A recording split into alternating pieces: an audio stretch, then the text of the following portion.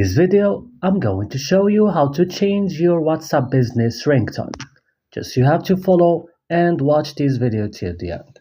All what you need to do is to open your WhatsApp business. It's going to open directly here on the chat page.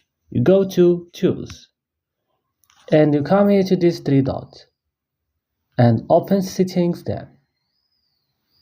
Here right now on your settings, you have to scroll this list, click on notifications, and you have to go right now down little until you will find here this calls ringtone.